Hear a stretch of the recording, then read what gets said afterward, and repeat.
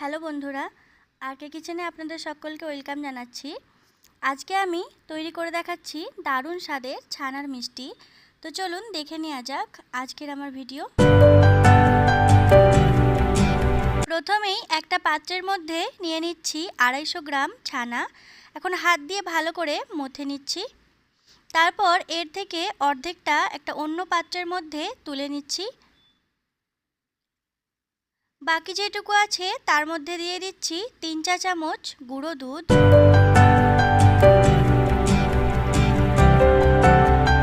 আর দিয়ে দিচ্ছি চায়ের কাপের হাফ কাপ গুঁড়ো চিনি। এখন সব কিছু ভালো করে মিশিয়ে নিচ্ছি।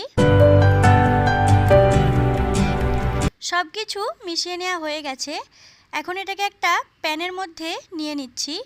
গ্যাসের ফ্লেম লোয়ে করে একটা প্যানের মধ্যে নিয়ে 5 মিনিট লো ফ্লেমে এটা রান্না করে নিচ্ছি।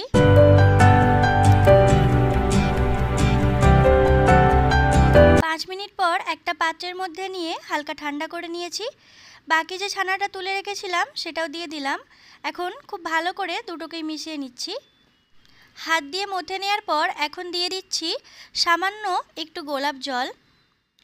তারপর আবারও মিশিয়ে নিচ্ছি। এখন এর থেকে আবারও সামান্য একটু ছানা উঠিয়ে নিয়ে একটা বাটির মধ্যে নিয়ে নিচ্ছি।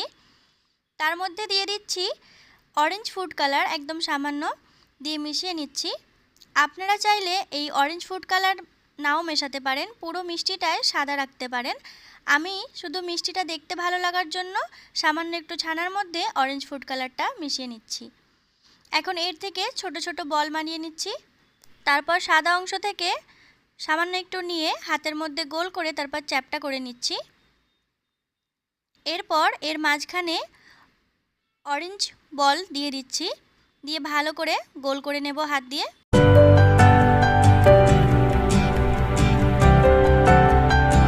সবগুলো মিষ্টি বানিয়ে নেওয়ার পর এখন মিষ্টির গায়ে আমি গুঁড়ো দুধ লাগিয়ে নিচ্ছি। এরপর মিষ্টিগুলো মাঝখান দিয়ে কেটে নিচ্ছি। আর দেখুন মিষ্টিগুলো দেখতে কত সুন্দর লাগছে, খেতেও ভীষণ মজার।